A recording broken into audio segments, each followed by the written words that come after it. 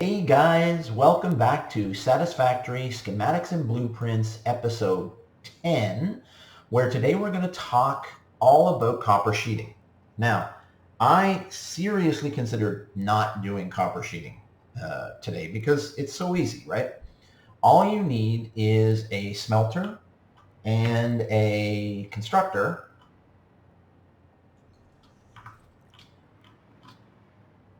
and we'll put the constructor the right way.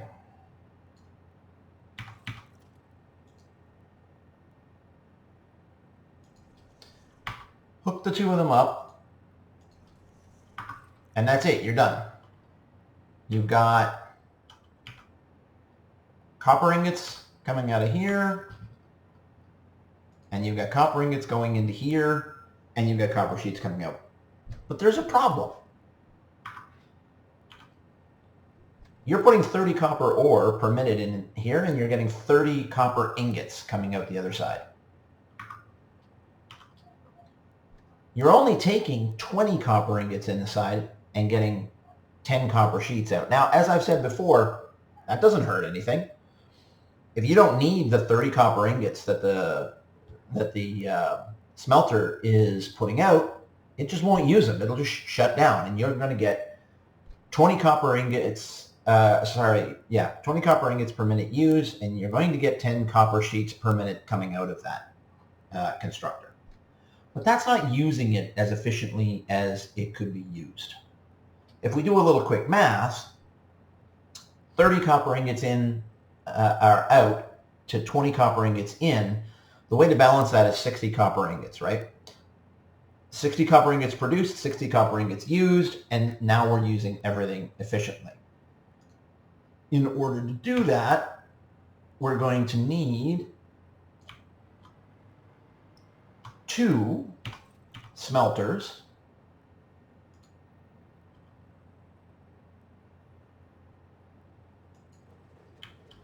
and we're going to need, and I'm going to give it a little more room this time, 3 constructors.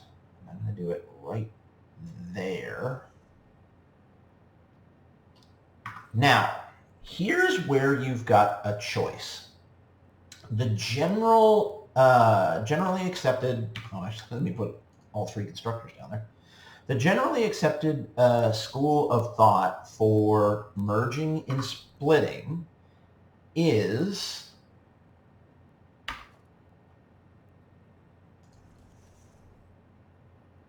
this.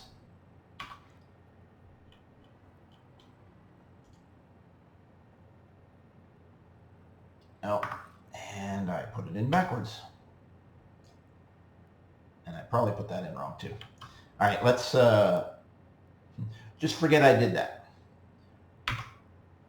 Put your merger here, and you want your output going away from you. And then you want your splitter with the input right there. So we can hook those 2 up. We can hook that up. We can hook that up. And we can hook all of these 3 up. Now, I say that this is the generally accepted principle on how to do these because everyone will tell you, and they're not wrong, that when you bring the 2 out and put them into a single merger, it's going to merge them into the 30 and 30 to be 60. And then you put that into a single splitter, it's going to split those evenly into 20, 20, 20, always. And that works. This is a good way to do it. And in fact, you could even put this down as a blueprint. You'd have to compress it a lot. You could put that down as a blueprint, and then you could single click, boom, boom, boom, boom, boom, and away you go. But my problem with this is it's a self-contained unit. It's not expandable. And as I said a few minutes ago, we're going to take advantage of the fact that if we're not using all of the output that something's making. We just don't use any electricity. We don't do anything. And if we've got too much coming out of the smelters just shut down. They stop working. So they'll produce either to their maximum or to the maximum that the belt will hold, and then they just stop producing. So in my estimation, a better way to do this is to make something. I like to make my systems infinitely expandable, or at least expandable to the point of how much the conveyor belts will hold. And what I mean by that is, if you're on Mark 1 conveyor belts, they're going to hold 60 resources. So this system works perfectly with a Mark 1 conveyor belt. You've got 30 and 30 coming out. They're going into a 60. Those go into 320s, and it all works. But as soon as you get Mark II conveyor belts, they can hold up to 120 resources per minute. You're never going to go above 60 in this. And right now, I'm able to hold 780 resources per minute. So you're just never making use of the full capacity of your conveyor belts by doing it that way. So here's my suggestion on a different way to do it. Same setup here. In fact, you can probably make this a lot more compact the way I'm about to do it. Take your conveyor belt, anchor it to your smelter, and then you're going to bring it out 3 feet. So right now that's 1 foot, and if you'll notice, it snaps to the 2nd foot, and then it snaps to the 3rd foot. You're going to put it right there. And then you're going to put a merger down. And the merger, you notice how you've got 3 inputs and then 1 output. The output's going off to the right there, or my right as I'm looking at it. You want to spin that so that's going down towards the bottom. It's going towards the way, and you could flip this either way. It doesn't matter. I'm going to go down and then back up. Now, you want to take a conveyor belt and you want to just run it out the end here. You run it out as far as you want to go, and you're going to do the same thing on the other side. You may never use these. You can also truncate those once you get all of your splitters and mergers down. Okay, so we're going to put another merger right here. Hook that up.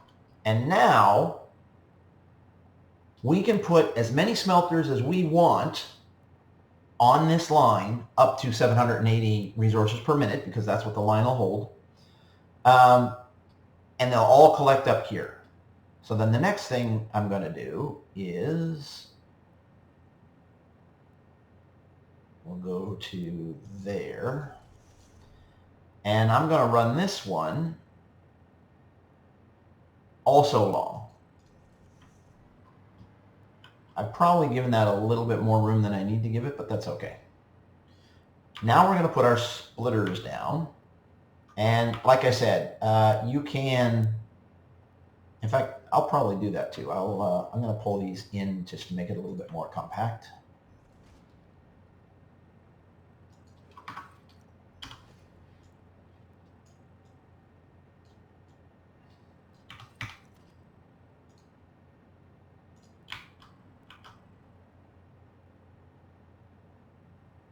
Make sure we've got the input side on the right side.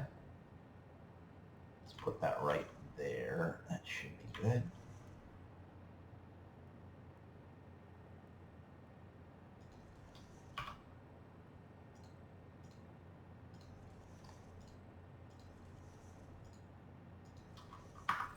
And there you go. This is going to do essentially the same thing as the other one did. Now, there's going to be a lot of people that are going to tell you, well, that's not balanced correctly. Well, technically that's true, but here's the thing. The feature that I told you earlier about overproduction and underproduction, it makes a self-balancing system, and I'll tell you why.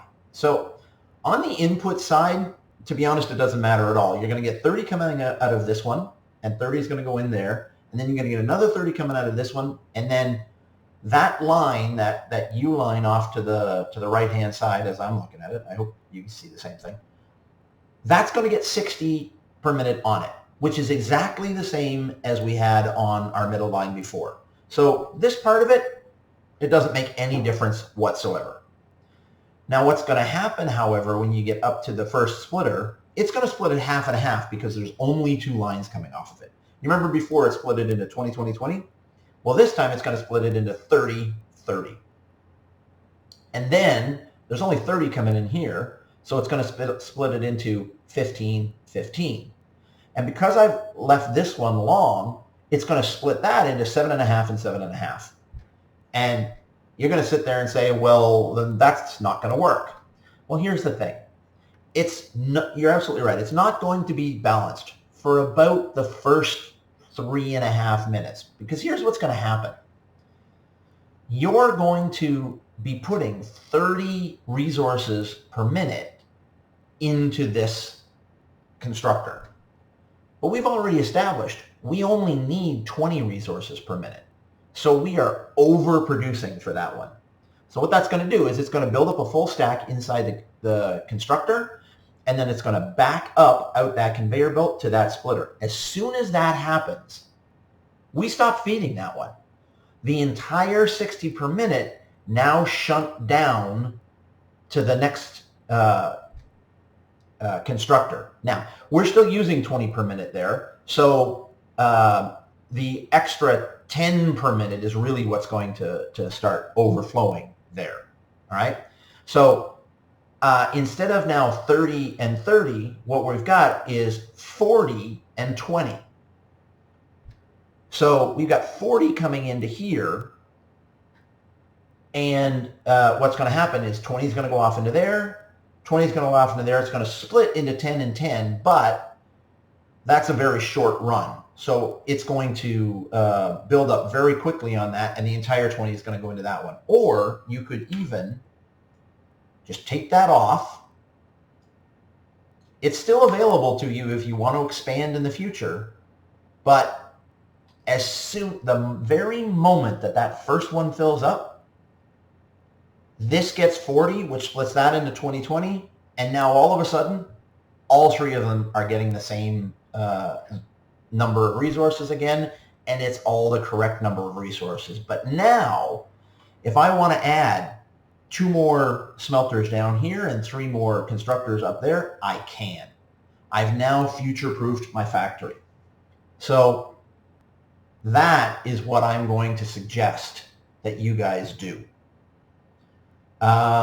And this one looks like it might be small enough that I can put this into the blueprint. So I'm going to tell you the same thing I told you 2 days ago. I'm going to go to the blueprint machine next, and I'm going to try to turn this into a blueprint. If tomorrow's video is a blueprint video, you know I succeeded. If it's a schematic video, then you know I failed, and I'll tell you whether I succeed or I fail. So thanks for watching. I hope you enjoyed the video. I hope you learned something from this, because that's my intention on this, is not just to teach you the right way to do things, but to teach you how to think about these things so that you can make up your own ways. And hopefully you guys will do it better than I do. Because if you come back to me and tell me that you took what I showed you and you improved upon it, I'm happy. Like that's the ultimate success for me. So I hope you enjoyed the video. If you did, leave a like down below. Please subscribe to the channel. There's going to be another video. Okay, if I look at this, the other video will be here, and then above that should be some playlists, and over on the other, that side should be more playlists. So Thanks, guys, and we'll see you tomorrow. Bye.